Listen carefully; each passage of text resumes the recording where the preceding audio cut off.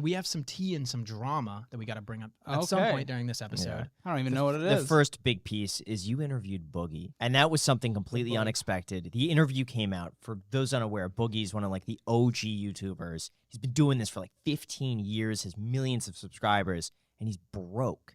And so when this documentary came out on his lifestyle, people were very much criticizing his lifestyle, and they said he had narcissism and personality disorders, but you went at it from the perspective of his personal finances. What was it like meeting him? He's interesting behind the scenes. Well, wasn't even expected to talk about him. Like, do I want to just like out his entire existence? No, probably not. But I mean, okay, a little. I heard he was talking trash after the episode. He was talking trash after the episode, but the dude is just so nice and gentle in person, and you can tell. Unlike you guys, who you're the same as you are off camera. I think I'm the same off camera as I am on camera. You are. He's not. He kind of puts on a show, which I think is why a lot of people find him to be a little more fake, which isn't surprising why an audience would fall off like that. If like the person you're not watching is genuine on YouTube, YouTube is supposed to be the place where you're literally just seeing the person, you know? So he was very nice, very happy. But then, you know, after we recorded the episode and everything, he went and he trash talked on his own podcast. It's so funny because I did this Caleb Hammer episode, but number one, that guy was such a dumb. He thought that I actually bought a Tesla. Anybody with a brain knows I didn't buy a Tesla. It's like trying to find something to nail me on. He's like going through my bank account, and the only thing he can find to nail me on is like eating out. Bitch, look at me. Do I look like somebody who's saving money on food? He trash talked on Twitter, and then a couple times on Twitter he was like, "Oh, this is for the drama, and this is for that." It was very confusing to follow. And like me and my team, we were just like sitting back watching him just do his own thing and just confused as to why. So what did he say about you? I think he said I was a dick, which fair enough. It's fair. I can be a little bit of a dick. True. Yeah. It's fair. Though I was actually pretty gentle to him because one thing he's really good at. Yeah. He's very good at the manipulation around therapy talk. What is therapy talk? Therapy talk in terms of just bouncing around subjects and making everyone feel very sympathetic for your situation and just making it seem like everything's excusable in a way. He was very good around just dancing around things. And also, I mean, he lied a lot as well. Did he? I mean, so I didn't catch anything. That Chick-fil-A thing. I don't know if you guys watched the full episode, but he was talking about going to Chick-fil-A and he spent like $20. He was like, I got to feed 2 people.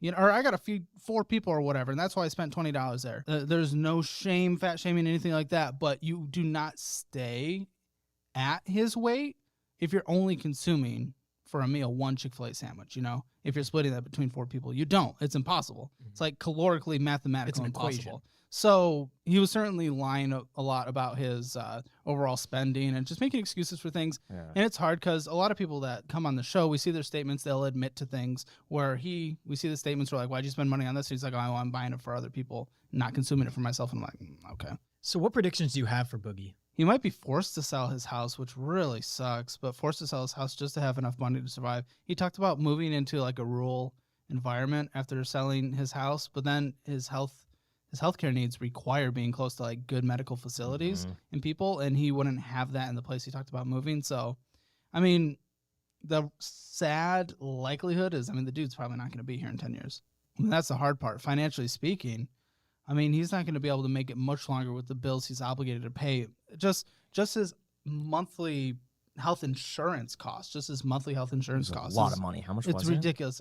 I don't remember exactly. I think it was like $1,500 a month. Yeah, it was something like his out of pocket. It was immediately like half or 60% of his like revenue. $50 a day just in health insurance. And the dude runs on bumps too.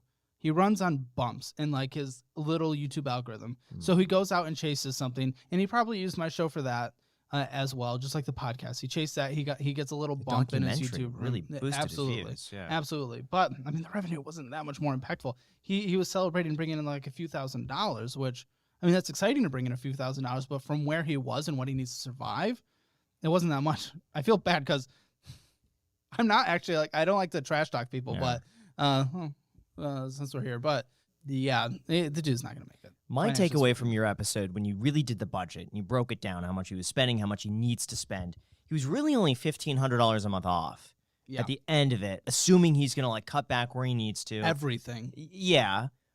Only $1,500. I mean, there's no reason why he couldn't find a way on YouTube, especially to make an Totally extra could. $1,500 a month. And he So has it's a it's low-cow doable. podcast as well that I think Yeah. is starting to do okay with Keemstar and some other person that's kind of fallen off the YouTube world. So, I mean, there's definitely ways. He puts low effort into things like his Patreon and other things that he tries to sell his audience.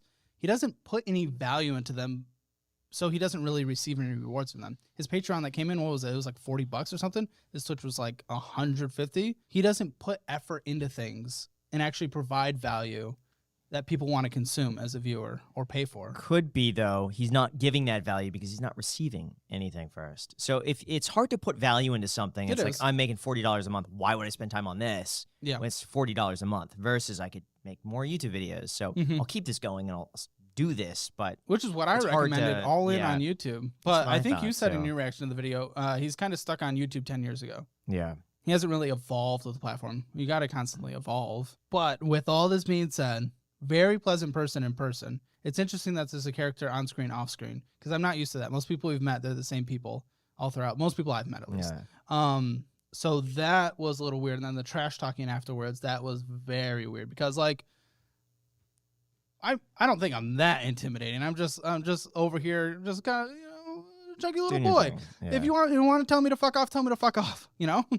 I'm good with that. Just tell me in person. Yeah. What is your advice for him at this point? Did you respond to him? Have you talked to him since Well, then? I mean, I don't respond to drama. I did one little fiery tweet, but I was like, this is too mean. This is too mean. Did you delete it? I deleted it because this is too mean. Like, why be mean? Sure, Online. yeah. Like, I don't really get the point. But I was just kind of playing into it, and I was having a little fun. But what I recommended to him was really doubling down on YouTube and figuring out where to provide value there in terms of what his viewers want to do. He falls into a cycle though, where he starts getting into something like begging for money or pulling for sympathy. And he's like, guys, I'm done. I'm done playing a character. I'm going to be myself, very authentic. And then 1 month later, he falls into something. Like, he just kind of is on this endless cycle of just falling into his own traps for some reason.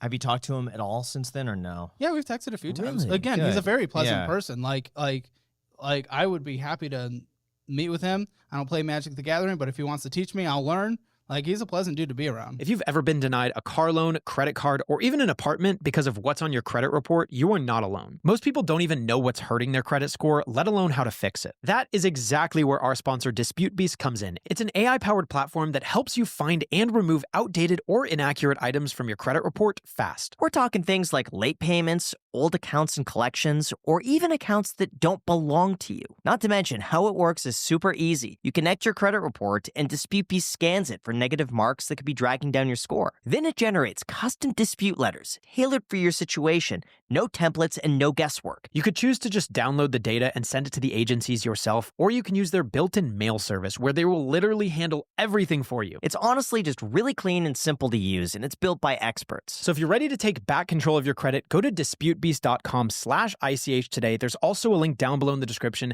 disputebeast.com/ICH. Guys, they will literally handle everything for you. If you're dissatisfied with your credit, they will do all of the research, let you know what's going wrong, and they will fight for you. disputebeast.com/ICH. Thank you so much to Dispute Beast for sponsoring this clip.